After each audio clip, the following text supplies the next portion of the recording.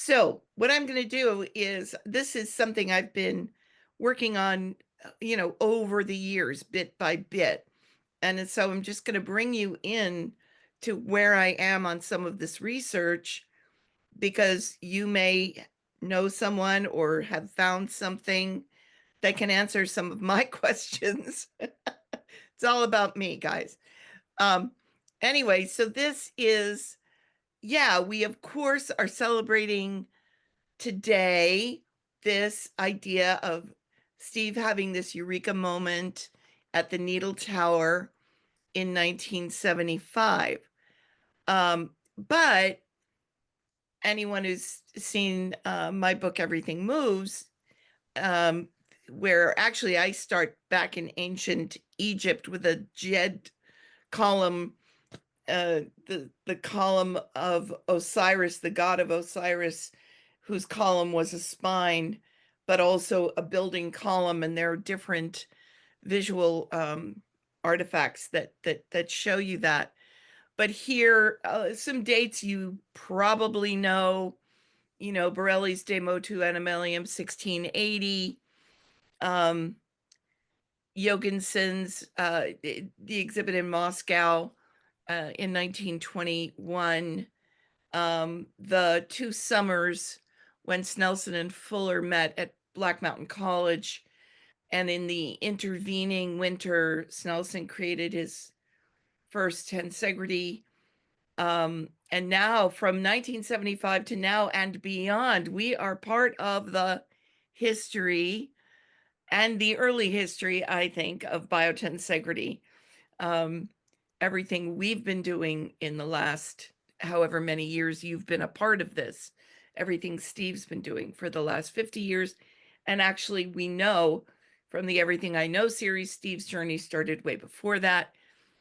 I've got an estimate here of well, it's 1837, I think, is when Froebel invented kindergarten.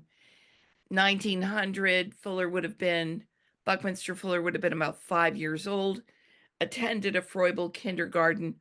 So this is a lot of stuff that I think you probably already know. Today, I want to focus on the 50 years roughly between 1949 and 1975. Okay. So what do we know?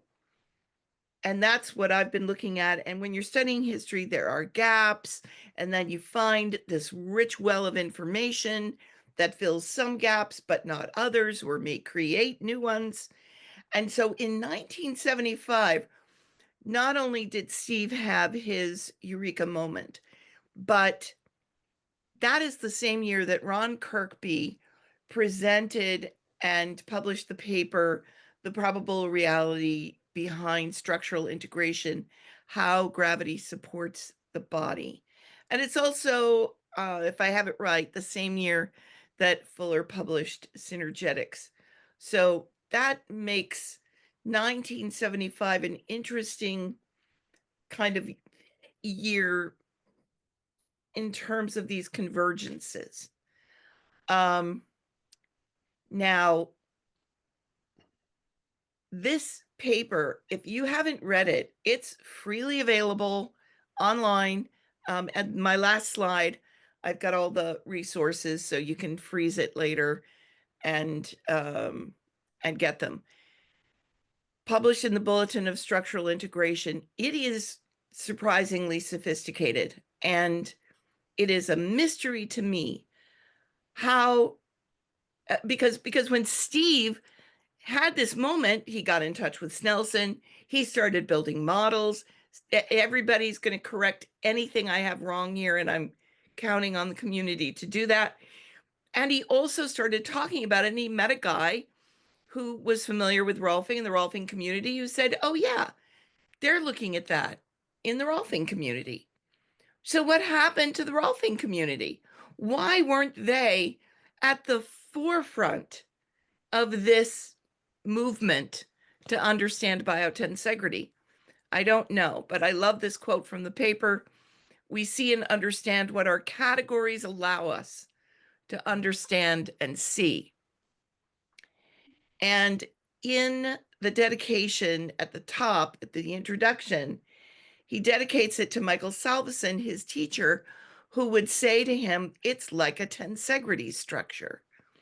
And he hadn't heard what that was. He didn't know what that was. So what did Ron Kirkby do? He started building them and trying to understand them and feeling them and moving them. And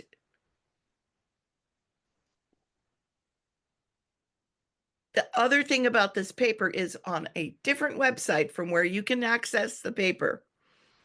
You can access two recordings, and I'm giving you in the references the names of both of them.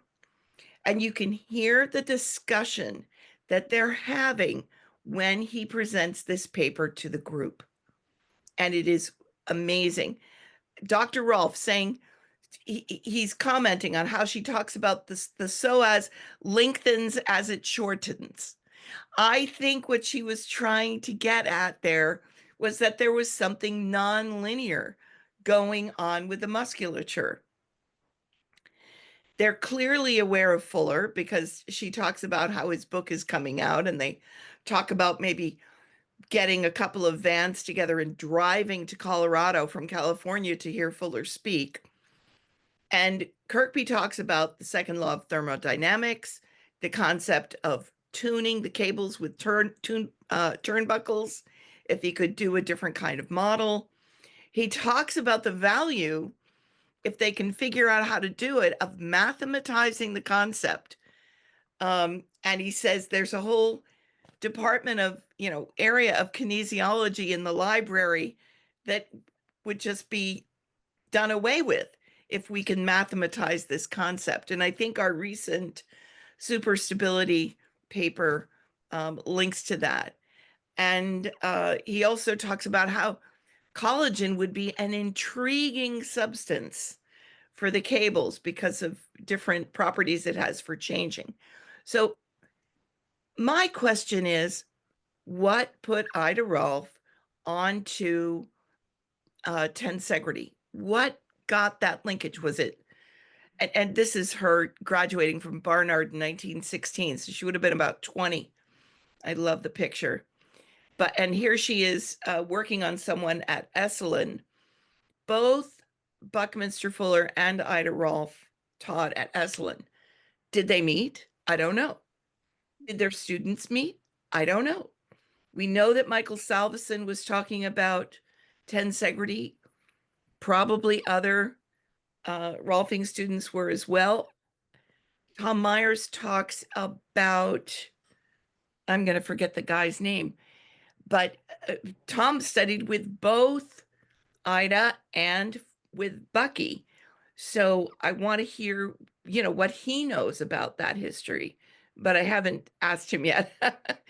Anyway, so those are some of my questions that I'm trying to fill in.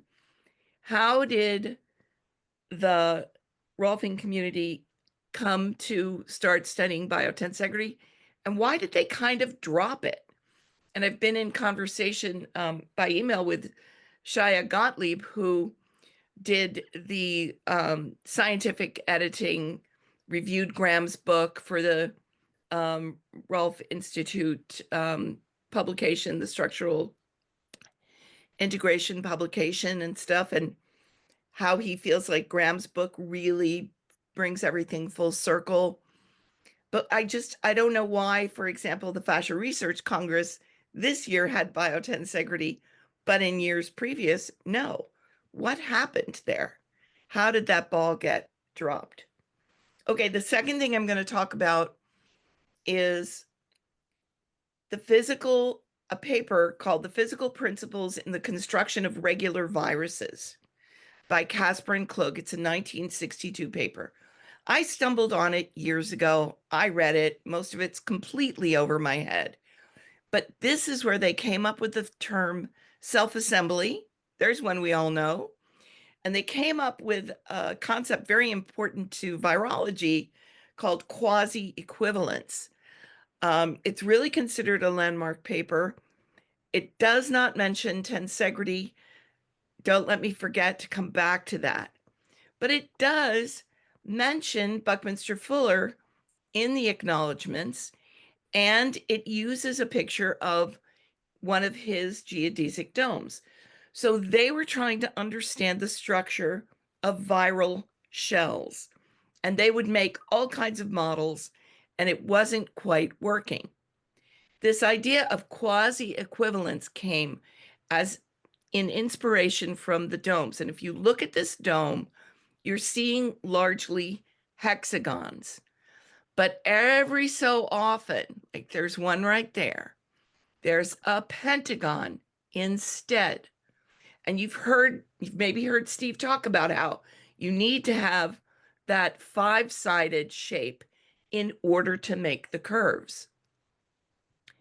And that's the quasi-equivalence, that it's not all hexagons, that you mix in some slightly different shapes in order to get the curvature in the viral shell happening.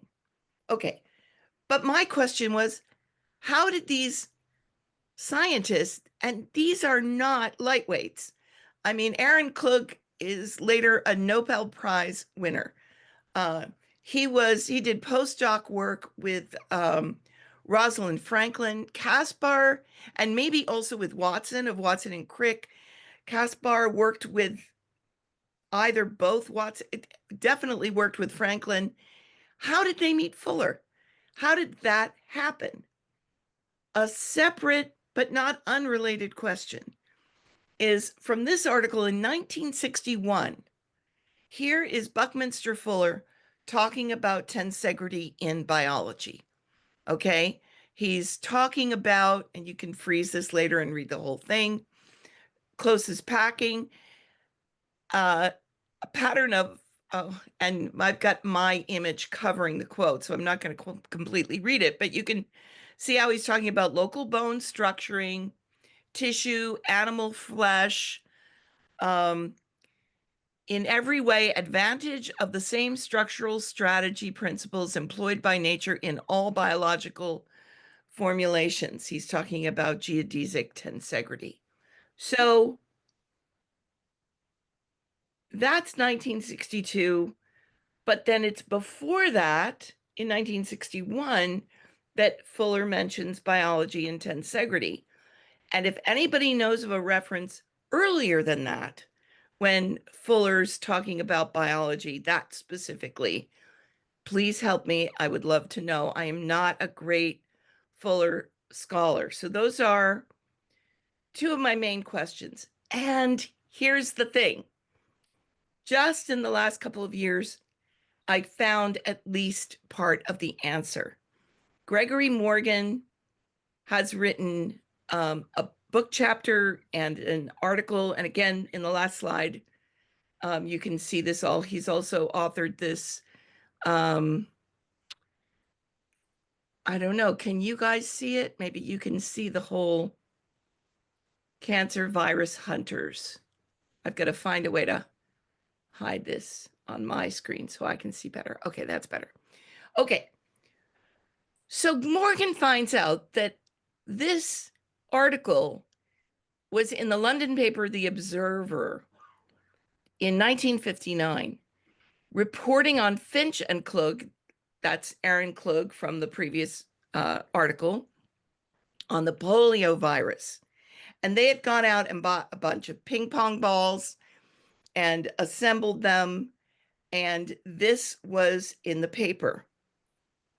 And an artist, a Scottish artist named John McHale, who was a member of this wild independent group, who is the guy who coined the term pop art, he saw the article.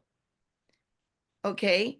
And he was intrigued by this. And this artistic group was into finding different inspirations for their work. And you see there, McHale was awarded a scholarship to study with Josef Albers at the design department, Yale University, August 1955.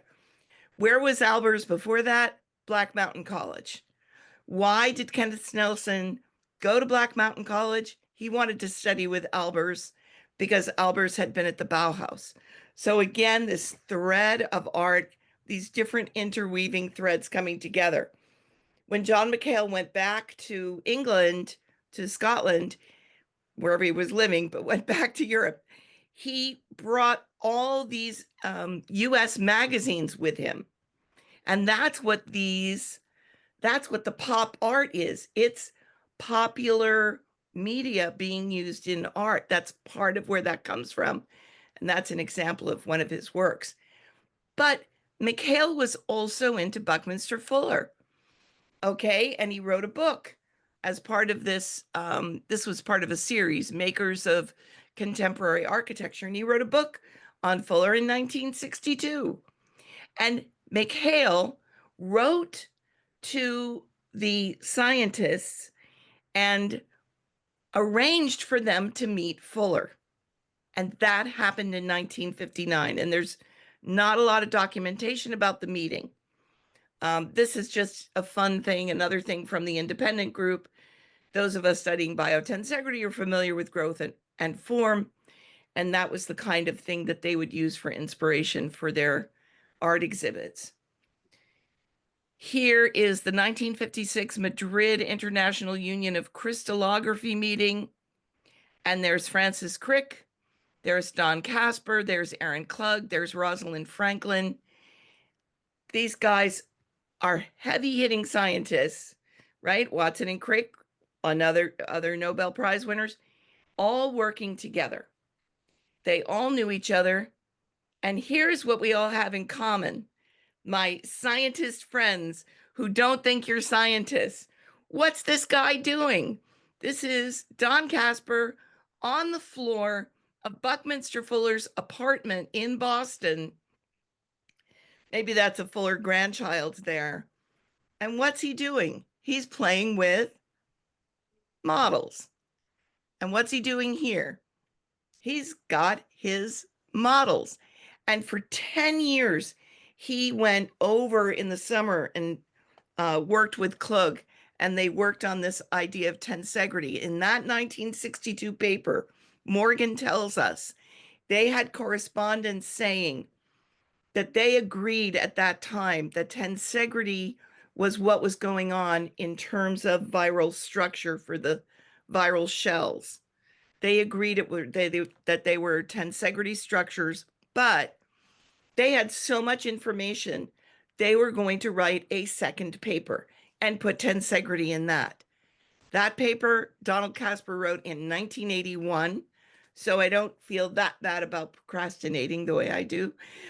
I'm among the greats. Anyway, so those are some of my notes from history, of the early history of biotensegrity. And here is a screen you can freeze on later that has the main resources. The images came from the Morgan papers. So thank you very much.